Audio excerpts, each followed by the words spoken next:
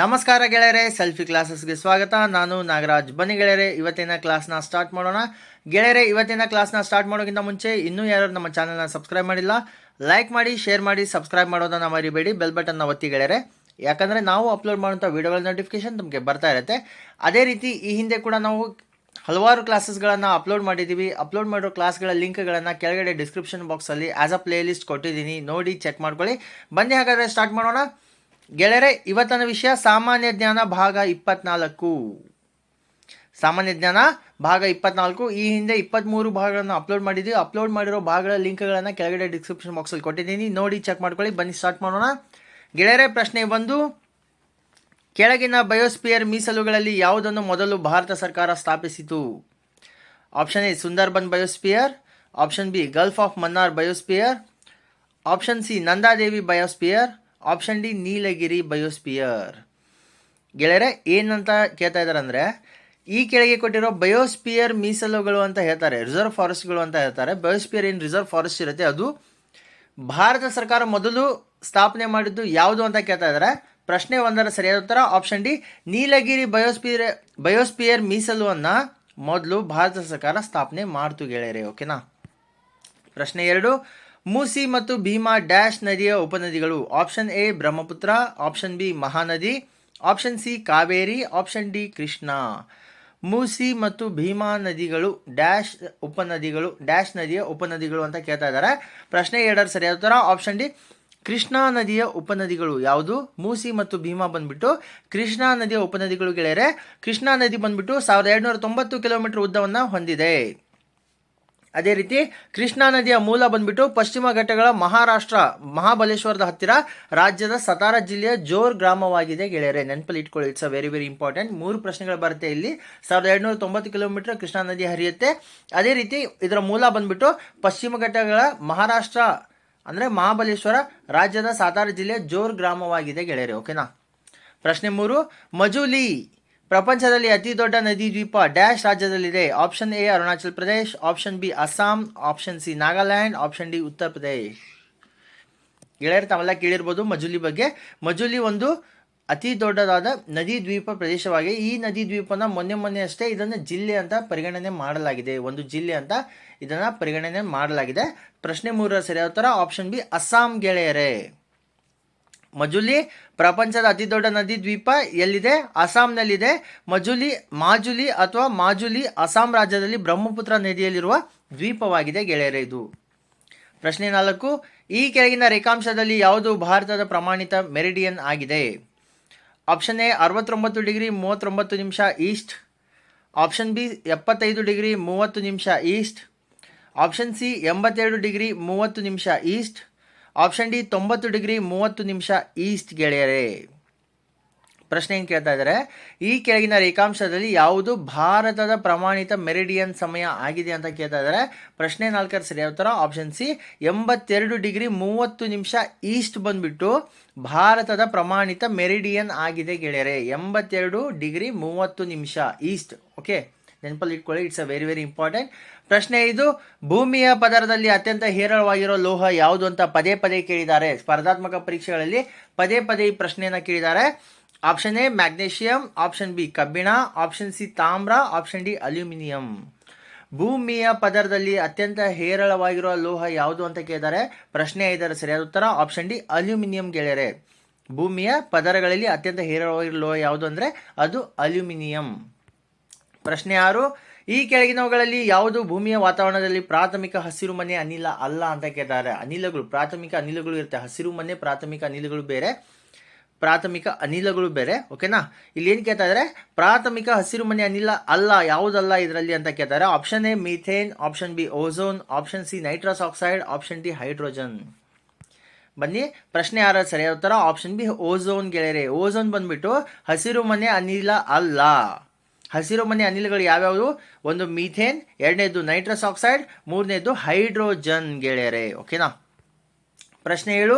ಪಶ್ಚಿಮ ಘಟ್ಟಗಳು ಮತ್ತು ಪೂರ್ವ ಘಟ್ಟಗಳು ಸಾಕಷ್ಟು ಮಳೆಯನ್ನು ಪಡೆಯುತ್ತವೆ, ಆದರೆ ಡೆಕ್ಕನ್ ಪ್ರಸ್ಥಭೂಮಿ ಅಲ್ಪ ಪ್ರಮಾಣದ ಮಳೆಯನ್ನು ಪಡೆಯುತ್ತದೆ, ಏಕೆ? ಆಪ್ಷನ್ ಎ ಇದು ಮಳೆ ನೆರಳು ಪ್ರದೇಶವಾಗಿದೆ, ಆಪ್ಷನ್ ಬಿ ಇದು ಗಾಳಿಯ ದಿಕ್ಕಿಗೆ ಸಮಾನಾಂತರವಾಗಿದೆ. ಆಪ್ಷನ್ ಸಿ ಇದು ಕರಾವಳಿಯಿಂದ ದೂರದಲ್ಲಿದೆ. ಆಪ್ಷನ್ ಡಿ ಮಳೆ ತರುವ ಮೋಡಗಳು ಇರುವುದಿಲ್ಲ. ಗೆಳೆಯರು ಏನು ಪ್ರಶ್ನೆ ಕೇಳ್ತಾ ಇದ್ದಾರೆ, ಪಶ್ಚಿಮ ಮತ್ತು ಪೂರ್ವ ಘಟ್ಟದಲ್ಲಿ ಸಾಕಷ್ಟು ಮಳೆ ಬೀಳುತ್ತೆ, ಆದರೆ ಅದೇ ರೀತಿ ಮಳೆ ಡೆಕ್ಕನ್ ಪ್ರಸ್ಥಭೂಮಿಯಲ್ಲಿ ಯಾಕೆ ಬೀಳಲ್ಲ ಅಂತ ಕೇಳ್ತಾ ಇದ್ದಾರೆ. ಓಕೆನಾ, ಪ್ರಶ್ನೆ ಹೇಳುವ ಸರಿಯಾದ ಉತ್ತರ ಆಪ್ಷನ್ ಎ, ಇದು ಮಳೆ ನೆರಳು ಪ್ರದೇಶ. ಯಾವುದು? ಡೆಕ್ಕನ್ ಪ್ರಸ್ಥಭೂಮಿ ಬಂದ್ಬಿಟ್ಟು ಮಳೆ ನೆರಳು ಪ್ರದೇಶವಾಗಿರುವ ಕಾರಣದಿಂದ ಅಲ್ಪ ಪ್ರಮಾಣದ ಮಳೆಯನ್ನ ಪಡೆಯುತ್ತದೆ ಗೆಳೆಯರೇ. ಪ್ರಶ್ನೆ 8, ಸೂಪಾ ಅಣೆಕಟ್ಟು ಯಾವ ನದಿಯ ಮೇಲಿದೆ? Option A Kali, option B Kaveri, option C Tungabhadra, option D Krishna. Supa dam ಅಂತ ಇರ್ತೀವಿ. ಸೂಪಾ ಡ್ಯಾಮ್ ಅಥವಾ ಸೂಪಾ ಅಣೆಕಟ್ಟು ಯಾವ ನದಿಯ ಮೇಲಿದೆ ಅಂತ ಕೇಳ್ತಾ ಇದ್ದಾರೆ.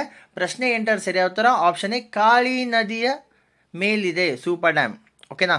ಉತ್ತರ ಕನ್ನಡ ಜಿಲ್ಲೆಯ ಜೊಯ್ಡಾ ತಾಲೂಕಿನ ಸೂಪಾದಲ್ಲಿ ಈ ಅಣೆಕಟ್ಟು ವಿದ್ಯುತ್ ಉತ್ಪಾದನೆ ಕಾರಣಕ್ಕಾಗಿ ನಿರ್ಮಾಣಗೊಂಡಿದೆ. ಎಷ್ಟು ವಿದ್ಯುತ್ ಅಂದರೆ 50 ಮೆಗಾವ್ಯಾಟ್ ಗೆಳೆಯರೆ.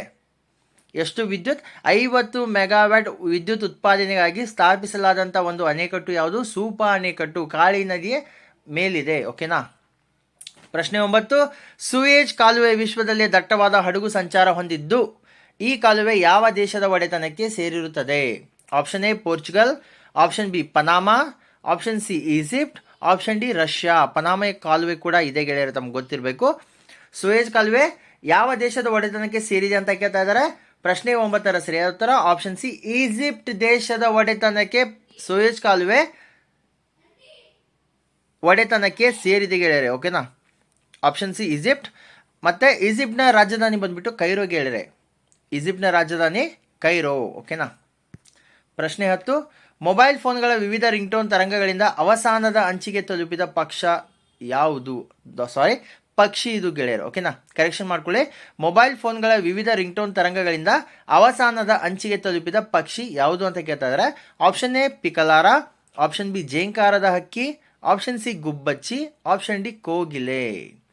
ಗೆಳೆಯರೆ, ಮೊಬೈಲ್ ಫೋನ್ಗಳಿಂದ ಆದಷ್ಟು ತುಂಬ ಪಕ್ಷಿಗಳು ಸ್ಥಳೀಯವಾಗಿ ಅಂದರೆ ಸಿಟಿಯಿಂದ ಜನವಸತಿಯಿಂದ ದೂರ ಆಗಿದೆ. ಆಲ್ರೆಡಿ ತಮಗೆಲ್ಲ ಗೊತ್ತಿದೆ. ಮೊಬೈಲ್ ಫೋನ್ಗಳ ರಿಂಗ್ಟೋನ್ಗಳ ತರಂಗಗಳಿಂದ ಕೂಡ, ನೆಟ್ವರ್ಕ್ ತರಂಗಗಳಿಂದ ಕೂಡ, ಏನು ನಾವು 4G 5G ಯೂಸ್ ಮಾಡ್ತೇವೆ ಅದರ ತರಂಗಗಳಿಂದ ಕೂಡ ತುಂಬ ಪಕ್ಷಿಗಳು ಅವಸಾನದ ಅಂಚಿಗೆ ತಲುಪಿದೆ. ಯಾಕಂದರೆ ಅವಕ್ಕೆ ದಿಕ್ಕು ಗೊತ್ತಾಗ್ತಾ ಇಲ್ಲ. ಸೊ ಯಾವ ಪಕ್ಷಿ ಅತಿ ಅವಸಾನದ ಅಂಚಿಗೆ ತಲುಪಿದ ಪಕ್ಷಿ ಯಾವುದು ನೋಡೋಣ ಬನ್ನಿ. ಪ್ರಶ್ನೆ 10ರ ಸರಿಯಾದ ಉತ್ತರ ಆಪ್ಷನ್ ಸಿ ಗುಬ್ಬಚ್ಚಿ ಗೆಳೆಯರೆ. ಗುಬ್ಬಚ್ಚಿ ಬಂದ್ಬಿಟ್ಟು ಮೊಬೈಲ್ ಫೋನ್ಗಳ ವಿವಿಧ ರಿಂಗ್ಟೋನ್ ತರಂಗಗಳಿಂದ ಅವಸಾನದ ಅಂಚಿಗೆ ತಲುಪಿದಂಥ ಪಕ್ಷಿ ಯಾವುದು? ಗುಬ್ಬಚ್ಚಿ. ಮೊದಲೆಲ್ಲ ನಾವು ಚಿಕ್ಕವರಿದ್ದಾಗ ಗುಬ್ಬಚ್ಚಿಗಳೆಲ್ಲ ಮನೆ ಬಾಗಿಲವರೆಗೆ ಬಂದು ಕಾಳುಗಳನ್ನು ತಿಂತಾ ಇದ್ವು.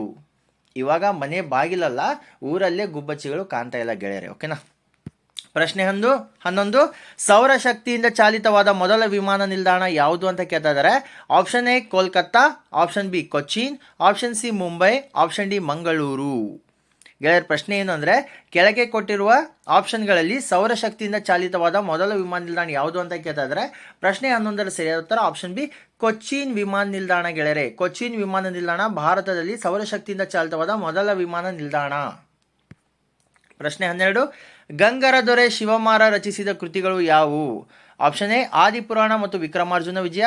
ಗೆಳೆಯರೆ, ತಮಗೆಲ್ಲ ಗೊತ್ತಿರಬೇಕು, ಆದಿಪುರಾಣ ಮತ್ತು ವಿಕ್ರಮಾರ್ಜುನ ವಿಜಯ ಬಂದ್ಬಿಟ್ಟು ಯಾರು ರಚನೆ ಮಾಡಿದ್ದಾರೆ? ಪಂಪ ರಚನೆ ಮಾಡಿರೋದು. ಆಪ್ಷನ್ ಬಿ ಗಜಶತಕ ಮತ್ತು ಸೇತುದಾನದ. ಆಪ್ಷನ್ ಸಿ ನೀತಿಶಾಸ್ತ್ರ ಮತ್ತು ಬೃಹತ್ ಕಥಾ. ಆಪ್ಷನ್ ಡಿ ದೀಪವಂಶ ಮತ್ತು ಮಹಾವಂಶ. ಏನು ಪ್ರಶ್ನೆ? ಗಂಗರ ದೊರೆ ಶಿವಮಾರ ರಚಿಸಿದ ಕೃತಿಗಳು ಯಾವುವು ಅಂತ ಕೇಳ್ತಾ ಇದ್ದಾರೆ.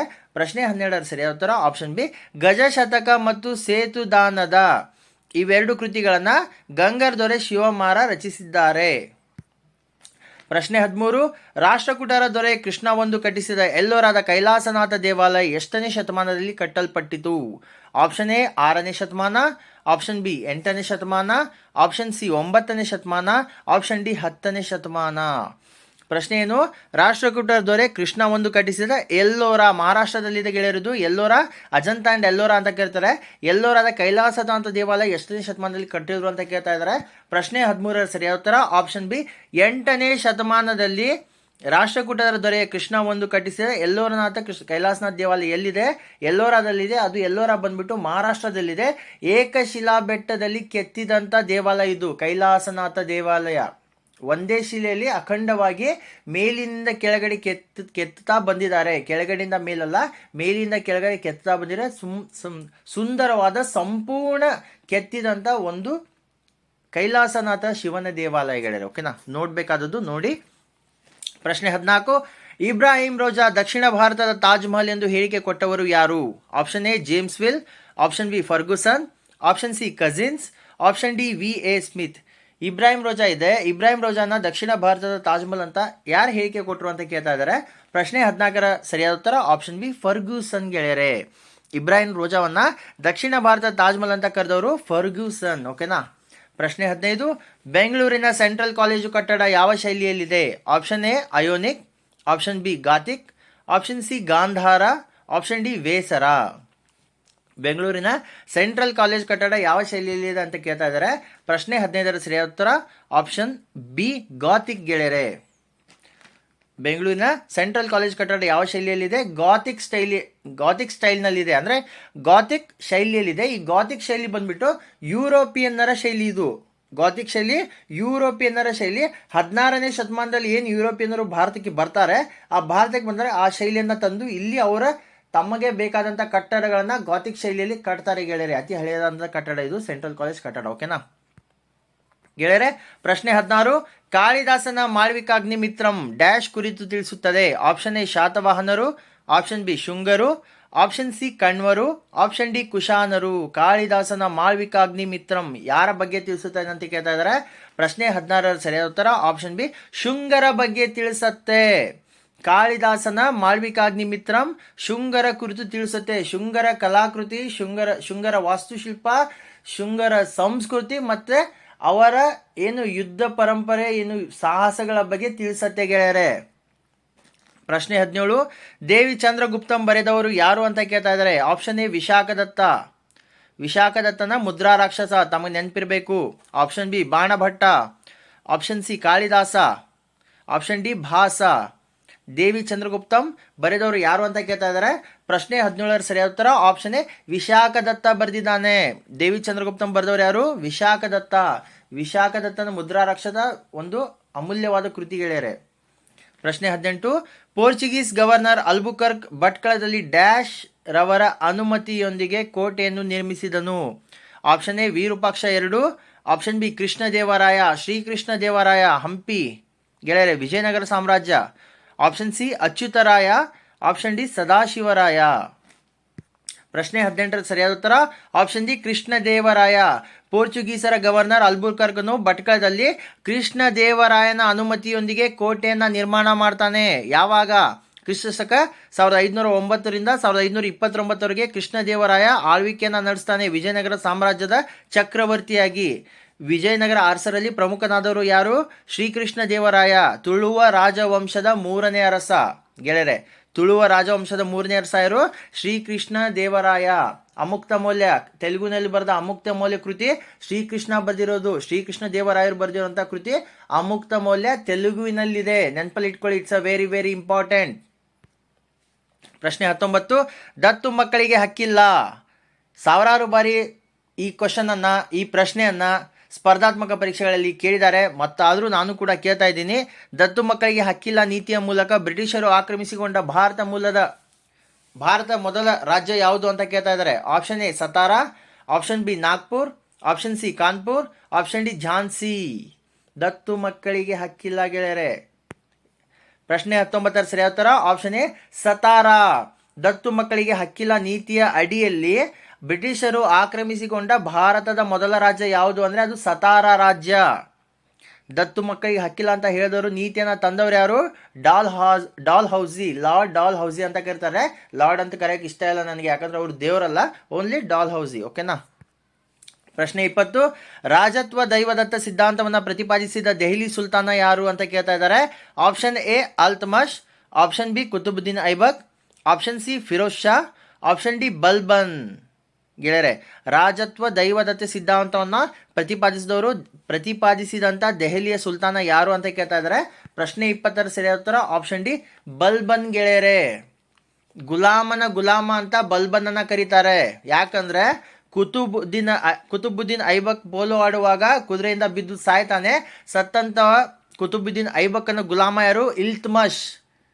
ಇಲ್ತಮಸ್ ರಾಜ ರಾಜ ರಾಜ ಏನು ರಾಜಾಳ್ವಿಕೆ ಮಾಡ್ತಾನೆ. ಇಲ್ತಮಸ್ನ ಗುಲಾಮ ಯಾರು?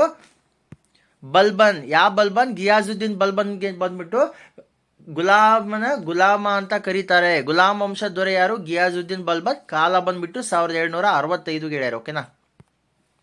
ಪ್ರಶ್ನೆ 21, ಕಾಕೋರಿ ರೈಲು ಪಿತೂರಿ ಅಥವಾ ದರೋಡೆ ಸಂಘಟನೆಯನ್ನು ಮಾಡಿದವರು ಯಾರು ಅಂತ ಕೇಳ್ತಾ ಇದ್ದಾರೆ.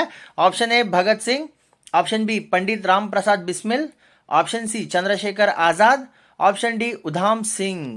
ಕಾಕೋರಿ ರೈಲು ಪಿತೂರಿಯನ್ನ ಸಂಘಟನೆ ಮಾಡಿದವರು ಯಾರು ಅಂತ ಕೇಳ್ತಾ ಇದ್ದಾರೆ. ಪ್ರಶ್ನೆ 21 ಸರಿಯಾದ ಉತ್ತರ ಆಪ್ಷನ್ ಬಿ ಪಂಡಿತ್ ರಾಮ್ ಪ್ರಸಾದ್ ಬಿಸ್ಮಿಲ್ ಬಂದ್ಬಿಟ್ಟು ಕಾಕೋರಿ ರೈಲು ದರೋಡೆ ಅಥವಾ ಕಾಕೋರಿ ರೈಲು ಪಿತೂರಿಯನ್ನ ಸಂಘಟನೆಯನ್ನ ಮಾಡ್ತಾರೆ. ಇದು 1925 ಆಗಸ್ಟ್ 9 ಬ್ರಿಟಿಷ್ ಭಾರತೀಯ ಸರ್ಕಾರದ ವಿರುದ್ಧ ಭಾರತೀಯ ಸ್ವಾತಂತ್ರ್ಯ ಚಳುವಳಿಯ ಸಂದರ್ಭದಲ್ಲಿ ಕಾಕೋರಿ ಮತ್ತು ಲಕ್ನೋ ಬಳಿ ಹಿಂದೂಸ್ತಾನ್ ರಿಪಬ್ಲಿಕ್ ಅಸೋಸಿಯೇಷನ್ ಆಯೋಜಿಸಿದ ರೈಲು ದರೋಡೆ ಯಾವುದು? ಕಾಕೋರಿ ರೈಲು ಪಿತೂರಿ. ಯಾವಾಗ? 1925 ಆಗಸ್ಟ್ 9. ಪ್ರಶ್ನೆ 22 ಗೆಳೆಯರೆ, ನಿರ್ವಾತದಲ್ಲಿ ಇಟ್ಟಿಗೆ ಹಾಗೂ ಹಕ್ಕಿಪುಕ್ಕ ಇವೆರಡು ಒಂದೇ ವೇಗದಲ್ಲಿ ಬೀಳಲು ಕಾರಣ ಏನು ಅಂತ ಕೇಳ್ತಾ ಇದ್ದಾರೆ. ಆಪ್ಷನ್ ಎ ಅವೆರಡರ ಮೇಲೂ ಗುರುತ್ವ ಬಲ ಸಮನಾಗಿರುವುದು, ಆಪ್ಷನ್ ಬಿ ಅವೆರಡರ ತೂಕ ಹಾಗೂ ದ್ರವ್ಯರಾಶಿ ನಡುವಿನ ಅನುಪಾತ ಸಮನಾಗಿರುವುದು, ಆಪ್ಷನ್ ಸಿ ನಿರ್ವಾತದಲ್ಲಿ ಗುರುತ್ವ ಇಲ್ಲದೇ ಇರುವುದು, ಆಪ್ಷನ್ ಡಿ ಅವೆರಡರ ತೂಕ ಸಮನಾಗಿರುವುದು.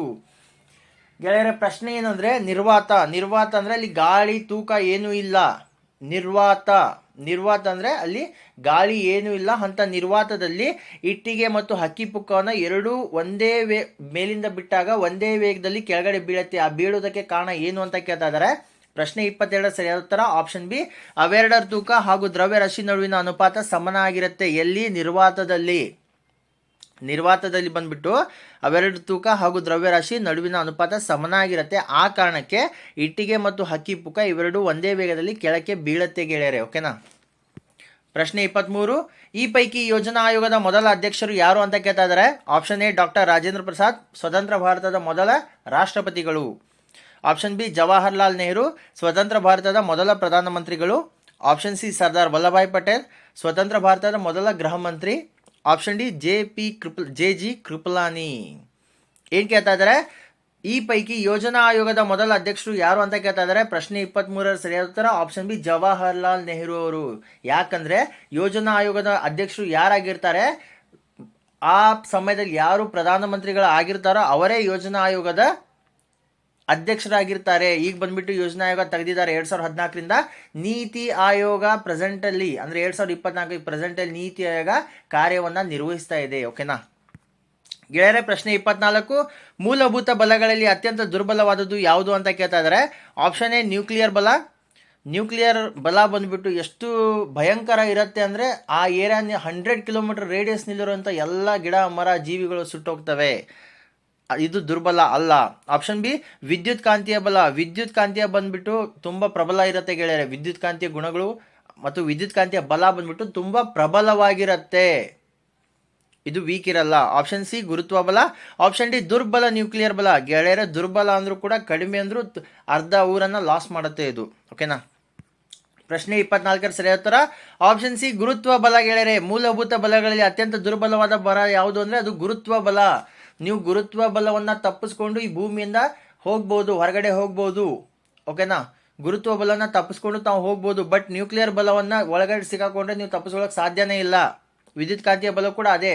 ಯಾಕಂದರೆ ಸ್ಕ್ಯಾನಿಂಗ್ ನಾವು ಬಾಡಿ ಸ್ಕ್ಯಾನಿಂಗ್ ನಾವು ಮಾಡ್ತೀವಿ. ಆ ಬಾಡಿ ಸ್ಕ್ಯಾನಿಂಗ್ ನಾವು ಮಾಡುವಂಥ ಪ್ರದೇಶದಲ್ಲಿ ಅಥವಾ ಮಾಡುವಂಥ ರೂಮ್ನಲ್ಲಿ ಒಂದೇ ಒಂದು ಲೋಹದ ಚಿಕ್ಕ ತುಂಡು ಕೂಡ ಇರಲ್ಲ. ಯಾಕಿರಲ್ಲ ಅಂದರೆ ವಿದ್ಯುತ್ ಕಾಂತೀಯ ಬಲ ತುಂಬ ಇರುತ್ತೆ. ಅಲ್ಲಿ ಒಂದು ಚಿಕ್ಕ ಬೆಲ್ಟು, ಒಂದು ಚಿಕ್ಕ ಒಂದು ಲೋಹದ ತುಂಡು ಇರಿದ್ರೆ ಅದು ಬಂದ್ಬಿಟ್ಟು ತನ್ನತ್ತ ಸೆಳೆದುಕೊಳ್ಳುತ್ತೆ. ಓಕೆನಾ. ಯಾವ ಬಲ? ಅತ್ಯಂತ ದುರ್ಬಲದ ಬಲ ಬಂದ್ಬಿಟ್ಟು ಗುರುತ್ವ ಬಲ ಗೆಳೆಯರೆ, ನೆನಪಲ್ಲಿ ಇಟ್ಕೊಳ್ಳಿ. ಪ್ರಶ್ನೆ 25, ಬರೀ ಕಾಲಲ್ಲಿ ಕೆಂಡದ ಮೇಲೆ ನಡೆಯುವ ವ್ಯಕ್ತಿಗೆ ಯಾವುದೇ ಹಾನಿಯಾಗುವುದಿಲ್ಲ. ಯಾಕೆಂದರೆ ಆಪ್ಷನ್ ಎ ಕೆಂಡದ ವಾಹಕತೆ ಕಡಿಮೆ ಇರುತ್ತೆ, ಆಪ್ಷನ್ ಬಿ ಕೆಂಡದ ವಾಹಕತೆ ಹೆಚ್ಚಿರುತ್ತೆ, ಆಪ್ಷನ್ ಸಿ ಮರದ ಕೆಂಡ ಉರಿಯುತ್ತಿರುವಾಗಲೂ ತಂಪಾಗಿರೋ ಗುಣ ಹೊಂದಿದೆ, ಆಪ್ಷನ್ ಡಿ ಮೇಲಿನ ಯಾವುದು ಅಲ್ಲ. ಪ್ರಶ್ನೆ ಏನು ಕೇಳ್ತಾ ಇದ್ದಾರೆ? ಬರೀ ಕಾಲಲ್ಲಿ ಕೆಂಡದ ಮೇಲೆ ನಡೆಯುವ ವ್ಯಕ್ತಿಗೆ ಯಾವುದೇ ಹಾನಿಯಾಗುವುದಿಲ್ಲ ಯಾಕೆ ಅಂತ ಕೇಳ್ತಾ ಇದ್ದಾರೆ. ಪ್ರಶ್ನೆ 25 ಸರಿಯಾದ ಉತ್ತರ ಆಪ್ಷನ್ ಎ ಕೆಂಡದ ವಾಹಕತೆ ಕಡಿಮೆ ಇರುತ್ತೆ ಗೆಳೆಯರೆ. ಕೆಂಡದ ಏನು ವಾಹಕತೆ ಇರುತ್ತೆ ಅದು ಕಡಿಮೆ ಇರುತ್ತೆ. ಅದು ಕಡಿಮೆ ಇರೋದ್ರಿಂದ ಬರೀ ಕಾಲಲ್ಲಿ ಕೆಂಡದ ಮೇಲೆ ನಡೆಯುವ ವ್ಯಕ್ತಿಗೆ ಯಾವುದೇ ರೀತಿಯ ಹಾನಿ ಆಗೋದಿಲ್ಲ. ಸ್ವಲ್ಪ ಸುಟ್ಟಂಗಾಗಿರುತ್ತೆ, ಆದರೆ ತುಂಬ ಹಾನಿ ಆಗಿರೋದಿಲ್ಲ. ಪ್ರಶ್ನೆ 26, ಎಥೆನಾಲ್ ಮತ್ತು ನೀರಿನ ಮಿಶ್ರಣವನ್ನು ಇದರಿಂದ ಬೇರ್ಪಡಿಸಬಹುದು. ಆಪ್ಷನ್ ಎ ಆವಿಯಾಗುವಿಕೆ, ಆಪ್ಷನ್ ಬಿ ಹೊರತೆಗೆಯುವಿಕೆ, ಆಪ್ಷನ್ ಸಿ ಶೋಧನೆ, ಆಪ್ಷನ್ ಡಿ ಭಾಗಶಃ ಬಟ್ಟಿ ಇಳಿಸುವಿಕೆ. ಎಥೆನಾಲ್ ಮತ್ತು ನೀರಿನ ಮಿಶ್ರಣವನ್ನು ಯಾವ ರೀತಿ ಬೇರ್ಪಡಿಸ್ತಾರೆ ಅಂತ ಕೇಳ್ತಾ ಇದ್ದಾರೆ. ಪ್ರಶ್ನೆ 26ರ ಸರಿಯಾದ ಉತ್ತರ ಆಪ್ಷನ್ ಡಿ ಭಾಗಶಃ ಬಟ್ಟಿ ಇಳಿಸುವಿಕೆ ಮುಖಾಂತರ ಎಥೆನಾಲ್ ಮತ್ತು ನೀರಿನ ಮಿಶ್ರಣವನ್ನು ಬೇರ್ಪಡಿಸ್ತಾರೆ. ಪ್ರಶ್ನೆ 27, ಅಸಿಟೈಲ್ ಸ್ಯಾಲಿಸಿಲಿಕ್ ಆಮ್ಲವನ್ನು ಇದಕ್ಕೆ ಬಳಸಲಾಗುತ್ತದೆ. ಆಪ್ಷನ್ ಎ ಅಶ್ರುವಾಯು, ಆಪ್ಷನ್ ಬಿ ನೋವು ನಿವಾರಕ, ಆಪ್ಷನ್ ಸಿ ನಿದ್ರಾಜನಕ, ಆಪ್ಷನ್ ಡಿ ಸುಗಂಧ ದ್ರವ್ಯ. ಗೆಳೆಯರೆ, ಹಲವಾರು ಬಾರಿ ಈ ಪ್ರಶ್ನೆಯನ್ನು ಸ್ಪರ್ಧಾತ್ಮಕ ಪರೀಕ್ಷೆಗಳಲ್ಲಿ ಕೇಳಿದ್ದಾರೆ. ಅಸಿಟೈಲ್ ಸ್ಯಾಲಿಸಿಲಿಕ್ ಆಮ್ಲ ಯಾವುದಕ್ಕೆ ಬಳಸ್ತಾರೆ? ಅಸಿಟೈಲ್ ಸ್ಯಾಲಿಸಿಲಿಕ್ ಆಮ್ಲ ಬಂದ್ಬಿಟ್ಟು ನೋವು ನಿವಾರಕ ಮಾತ್ರೆಗಳಲ್ಲಿ, ಔಷಧಗಳಲ್ಲಿ, ಸ್ಪ್ರೇಗಳಲ್ಲಿ ಬಳಸ್ತಾರೆ ಗೆಳೆಯರೆ. ಯಾವುದು? ಅಸಿಟೈಲ್ ಸ್ಯಾಲಿಸಿಲಿಕ್ ಆಮ್ಲ. ಪ್ರಶ್ನೆ 28, ಥರ್ಮಾಕೋಲ್ ರಾಸಾಯನಿಕ ಅಂಶ ಯಾವುದು ಅಂತ ಕೇಳ್ತಾ ಇದ್ದಾರೆ. Option A polyisoprene, option B neoprene, option C thiokol, option D polystyrene. Thermocol ರಾಸಾಯನಿಕ ಅಂಶ ಅಥವಾ ರಾಸಾಯನಿಕ ಹೆಸರು ಏನು ಕೇಳ್ತಾ ಇದ್ದಾರೆ. ಪ್ರಶ್ನೆ 28ರ ಸರಿಯಾದ ಉತ್ತರ ಆಪ್ಷನ್ ಡಿ ಪಾಲಿಸ್ಪೈರಿನ್. ಥರ್ಮಾಕೋಲ್ನ ರಾಸಾಯನಿಕ ಅಂಶ ಯಾವುದು? ಪಾಲಿಸ್ಪೈರಿನ್ ಗೆಳೆಯರೆ. ಪ್ರಶ್ನೆ 29, ಇವುಗಳಲ್ಲಿ ಯಾವುದು ಪ್ರಾಥಮಿಕ ಮಾಲಿನ್ಯಕಾರಕವಲ್ಲ? ಕ್ವಶನ್ ರಿಪೀಟ್ ಆಗಿದೆ, ಬಟ್ ಆನ್ಸರ್ಸ್ ಬೇರೆ ಬೇರೆ ಇದೆ. ರಾಸಾಯನಿಕ ಸಂಕೇತಗಳಿದೆ. ಆಪ್ಷನ್ ಎ SO2 ಗೆಳೆಯರೆ. ಆಪ್ಷನ್ ಎ ಸಲ್ಫರ್ ಡೈಆಕ್ಸೈಡ್, SO2ನ ಸಲ್ಫರ್ ಡೈಆಕ್ಸೈಡ್ ಅಂತ ಕರೀತಾರೆ. ಆಪ್ಷನ್ ಬಿ ಜ್ವಾಲಾಮುಖಿ ಬೂದಿ, ಆಪ್ಷನ್ ಸಿ O3 ಅಂದರೆ ಓಝೋನ್, ಆಪ್ಷನ್ ಡಿ CO2 ಅಂದರೆ ಕಾರ್ಬನ್ ಡೈಆಕ್ಸೈಡ್. ಇವುಗಳಲ್ಲಿ ಯಾವುದು ಪ್ರಾಥಮಿಕ ಮಾಲಿನ್ಯಕಾರಕವಲ್ಲ ಅಂತ ಕೇಳ್ತಾ ಇದ್ದಾರೆ. ಪ್ರಶ್ನೆ 29ರ ಸರಿಯಾದ ಉತ್ತರ ಆಪ್ಷನ್ ಸಿ O3 ಅಂದರೆ ಓಝೋನ್ ಗೆಳೆಯರೆ. ಓಝೋನ್ ಬೇರೆ ಅಲ್ಲ, O3 ಬೇರೆ ಅಲ್ಲ, ಓಝೋನ್ O3. ಓಕೆನಾ? ನಮ್ಮ ಇವತ್ತಿನ ಈ ಕ್ಲಾಸ್ನ ಅಂತಿಮ ಮತ್ತು ಕೊನೆಯ ಪ್ರಶ್ನೆ 30, ಯಾವುದನ್ನು ತೈಲ ಸೋರಿಕೆಗಳನ್ನು ಸ್ವಚ್ಛಗೊಳಿಸಲು ಬಳಸಲಾಗುತ್ತದೆ? ಆಪ್ಷನ್ ಎ ಬ್ಯಾಚುಲರ್ ಸೆಪ್ಟಿಲಿಸ್, option B Pseudomonas putida, option C Bacillus thuringiensis, option D Pseudomonas ಡೈನಟ್ರಿ. ಯಾವುದನ್ನ ತೈಲ ಸೋರಿಕೆಗಳನ್ನು ಸ್ವಚ್ಛಗೊಳಿಸಲು ಬಳಸಲಾಗುತ್ತೆ ಅಂತ ಕೇಳ್ತಾ ಇದ್ದಾರೆ. ಪ್ರಶ್ನೆ 30ರ ಸರಿಯಾದ ಉತ್ತರ ಆಪ್ಷನ್ ಬಿ ಸ್ಕೋಡೋಮೊನಾಸ್ ಪುಟಿಡಾ ಗೆಳೆಯರೆ. ಸ್ಕೋಡೋಮೊನಾಸ್ ಪುಟಿಡಾವನ್ನ ತೈಲ ಸೋರಿಕೆಗಳನ್ನು ಸ್ವಚ್ಛಗೊಳಿಸಲು ಬಳಸಲಾಗುತ್ತೆ ಗೆಳೆಯರೆ. ಓಕೆನಾ ಗೆಳೆಯರೆ? ನಮ್ಮ ವಿಡಿಯೋಗಳು ತಮಗೆ ಇಷ್ಟವಾದಲ್ಲಿ ಲೈಕ್ ಮಾಡಿ, ಶೇರ್ ಮಾಡಿ, ಸಬ್ಸ್ಕ್ರೈಬ್ ಮಾಡೋದನ್ನ ಮರಿಬೇಡಿ. ಬೆಲ್ ಬಟನ್ನ ಒತ್ತಿ ಗೆಳೆಯರೆ. ಯಾಕಂದ್ರೆ ನಾವು ಅಪ್ಲೋಡ್ ಮಾಡುವಂಥ ವಿಡಿಯೋಗಳ ನೋಟಿಫಿಕೇಶನ್ ತಮಗೆ ಬರ್ತಾ ಇರುತ್ತೆ. ಅದೇ ರೀತಿ ನಾವು ತಿಳಿಸಿಕೊಟ್ಟಂಥ ಮಾಹಿತಿಗಳ ಬಗ್ಗೆ ಅಥವಾ ನಮ್ಮ ಕ್ಲಾಸ್ಗಳ ಬಗ್ಗೆ ಏನಾದರೂ ಅಭಿಪ್ರಾಯಗಳು ಅಥವಾ ಕಮೆಂಟ್ಗಳಿದ್ದಲ್ಲಿ ದಯವಿಟ್ಟು ಕಮೆಂಟ್ ಸೆಕ್ಷನಲ್ಲಿ ಕಮೆಂಟ್ ಮಾಡಿ. ನಾವು ನಿಮ್ಮ ಕಮೆಂಟ್ಗಳನ್ನು ನೋಡ್ತೀವಿ ಗೆಳೆಯರೆ. ಮತ್ತೆ ನಾವು ಮುಂದಿನ ಕ್ಲಾಸಲ್ಲಿ ಭೇಟಿಯಾಗೋಣ. ಧನ್ಯವಾದಗಳು ಗೆಳೆಯರೆ.